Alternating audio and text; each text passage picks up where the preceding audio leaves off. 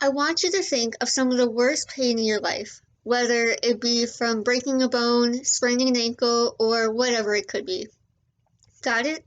Now think of an annoying pain, like a paper cut or hitting your funny bone on a table. Got that too? Now imagine going through your day and balancing between those two levels of pain and everything in between from the moment you wake up to the moment you go to sleep. Having a hard time imagining it? Well, for the people who live with epidermolysis bullosa, they don't have to. For people living with this condition, it is difficult for them to find help and someone who understands them and their condition. But there is someone out there that they can turn to, and that is Debra of America. Today, I will persuade you to care about Debra of America. I will do this by telling you how the lack of awareness is harming those impacted by the disease, and how you can help by promoting, advocating, and donating to Debra and the EB community. When looking at an organization, there are many things that can affect them and their purpose. And one of the biggest harms that is being done to Debra is that the lack of awareness is harming those impacted by the disease. Some of these harms are as simple as exclusion, making the person who is suffering from this condition feel outcasted and that no one understands. When looking at the organization, this lack of awareness causes this nonprofit to suffer in their funding.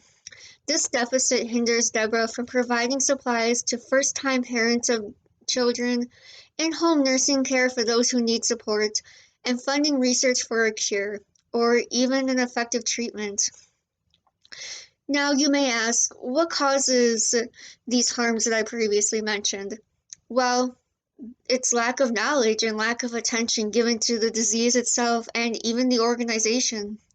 There is simply not enough circulation about the organization, so there isn't a majority of the population who knows about it and can spread the word about Debra. Now, you may be wondering, how do I know about all of this? Well, it wasn't just extensive research. It's mostly first-hand experience. I am one of the few individuals who have been diagnosed with EB and have not only experienced this kind of exclusion, but have also seen how lack of funding for resources can affect a family.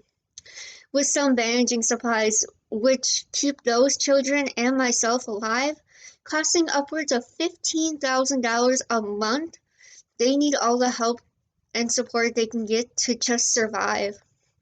According to Debra of America, in 2018 alone, they provided over $3 million worth in bandage supplies.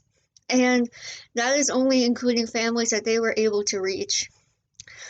Now, you may be asking, how can you help those individuals affected and help Debra to provide those resources to those families?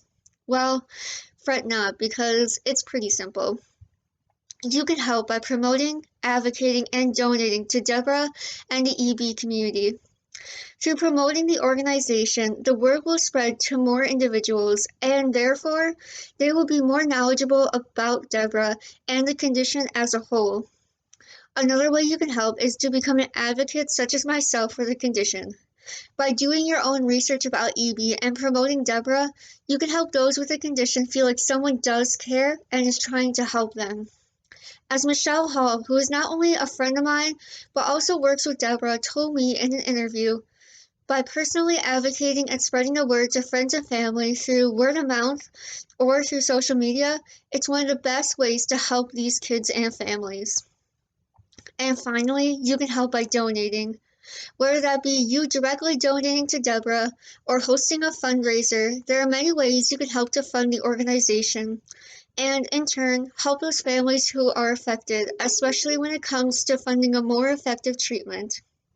According to Ricky Lewis, in his article titled 14 Things That Cost the Same as Gene Therapy, he states that it takes about $3 to $5 million to fund a phase 1 clinical trial for a handful of patients to test.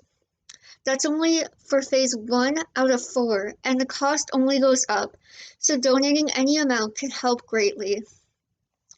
These are 3 pretty easy ways to help Debra and to help those who are affected by this condition, and all of them can be done at any kind of capacity.